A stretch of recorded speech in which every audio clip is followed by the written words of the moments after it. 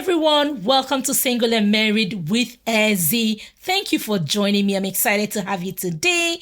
My name is Ezzy Odimoko. I'm a mom, a pastor's wife, and I enjoy talking about relationships. I have authored 2 books. The first, Relationship Smart, Love, Courtship, and Marriage for Every Woman, and Brighter Days, 100 Thoughts of Hope, Love, and Blessings. Both books are available for you wherever you get your books. You can also get them on Amazon. Today, I will be talking to you on the topic, Love Languages for Couples. This is based on the book, The 5 Love Languages for Couples, Secrets to Love That Lasts, by Gary Chapman. Great book. I recommend it. So, in every marriage, in every relationship, couples have love languages. These are languages that they speak to express love, and these are languages that they speak to receive love. These are ways that they best receive love. So think about it for a moment, right? If you are not speaking your spouse's love language, chances are you may be loving them, you may be doing everything you can, but they may not be receiving the love or, not recognizing it for what it is. So that is why we're going to go through this today. And I want you to identify your own love language and identify your spouse's love language. Okay. Now, the good thing about knowing your spouse's love language is that when you know your spouse's love language and you can love them in their love language, you're filling up your marriage love tank. Okay. So that's your marriage, what I call your marriage love bank, right? You're filling up with all these loving currencies that you can then, that helps your marriage to thrive, you to be happy, to be healthy, that you can draw on when you need.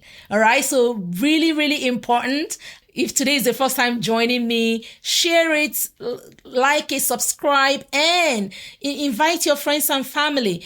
These things are really important to help our marriages to be strong and to be healthy. So the first point I want to share today is physical touch. Okay, that can be a love language for your spouse. What does that even mean? That means the best way that person receives love or feels loved is by touch, right? And where better can that be expressed than in marriage, where you can use all different ways to show your spouse love. You can touch them, you can hug them, you can kiss them, you can cuddle. There's so much you can do. Touch is so powerful. You're telling the person, I see you, I love you, I value you. We belong to each other. How beautiful is that, right? So physical touch. And one way to know if your spouse's love language is physical touch, is to ask them, right? How best, can I love you? What is your love language? Which of these ones appeal to you the most, right? Or sometimes you notice they always want to give a hug. They always want to hug you. They always want to cuddle. They always want to sit close together. They always want to hold hands. Chances are, they are telling you, communicating that they love to be loved by physical touch. So go ahead, love on your spouse, touch them, right? Touch them. You got a license to touch them, love them, touch them, hold them, kiss them, do all of those beautiful things. And you are saying, I love you, I cherish you, I value you, I appreciate you. I'm thankful to do life with you. Now, the second point I want to share with you today is words of affirmation. Okay. This one is equally important. Why? Because in Proverbs, we are reminded that death and life are in the power of the tongue. That means you can use your tongue to build your marriage, to build your spouse, your wife, your husband, or you can use your tongue adversely to hurt them, right? Which you don't want to do. Some people do that. You don't want to do that at all. You want to build them up with words of affirmation. Okay, what does this look like? That is praising them, finding ways to encourage them, and you can know if, when you give words of affirmation, say your spouse lights up or they are happy, they feel motivated, they feel cheerful, that can be an indication for you to know that, hey, this is one way that my spouse feels loved, right? So show appreciation, love them, use your words, be specific, right? You don't want to just say, oh, thank you. Thank you for what? Be specific. Thank you for picking up the laundry. Thank you for making lunch today. Thank you for dinner. It was awesome. Thank you for helping out with the kids, right? Be specific. That shows that you really value whatever action, whatever thing was said to you, right? So words of praise, words of encouragement, words of appreciation, try to be timely. So if somebody has done something you want to appreciate, don't wait, don't delay, don't wait for when it's all done and gone and forgotten, right?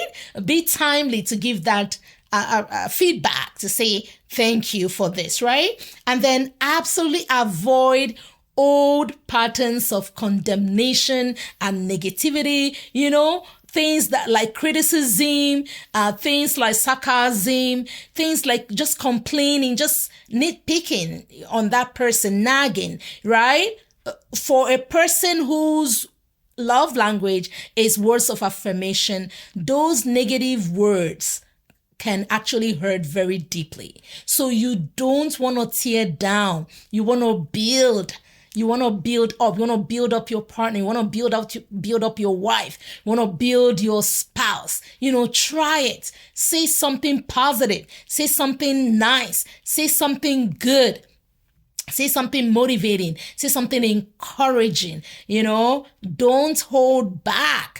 This is your time to really express that love and value them and let them know. Your spouse should not be wondering, does this person really love me or not, right? You don't want that. They need to know and you need to express it. You can't be shy. You can't hold back. Now, the third point I want to share with you today is quality time. Quality time. For a lot of people, their love language is quality time. They want to spend time with you. They want you guys to be together. They want you to be there. They want you to make time. They want to share thoughts. They want to share feelings with you. They want to have conversations, right? You don't want to make it hard, difficult. And so that conversations become something that is dreaded. No. Your spouse's love language could be quality time. They just want to sit with you, spend time, maybe watch a movie together, maybe go for an overnight trip.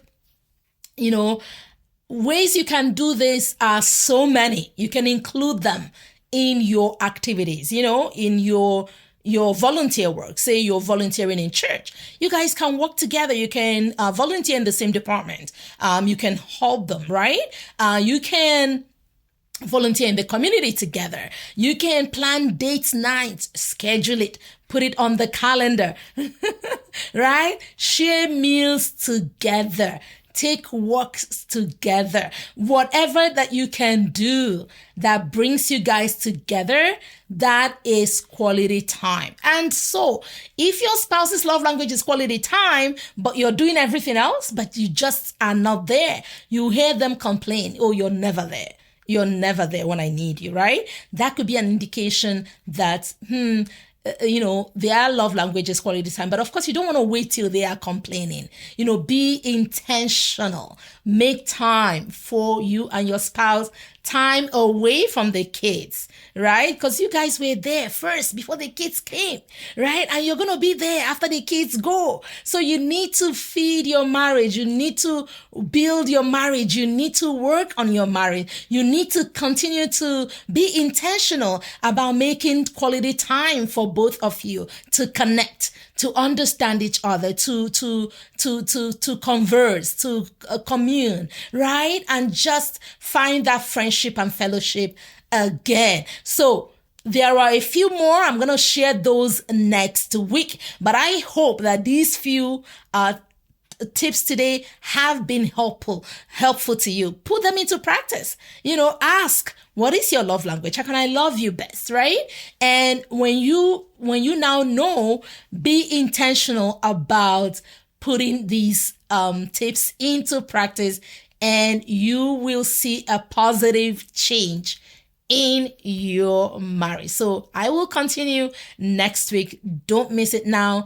If again, you're joining me for the first time, don't forget to like it, share it, and subscribe. And again, I host a marriage mentorship class that is free.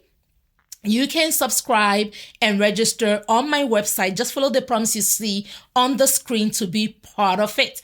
And it will bless you, to enrich your relationship and your marriage. And so till next time, it is goodbye and God bless from Single and Married with Ezzy. Bye-bye.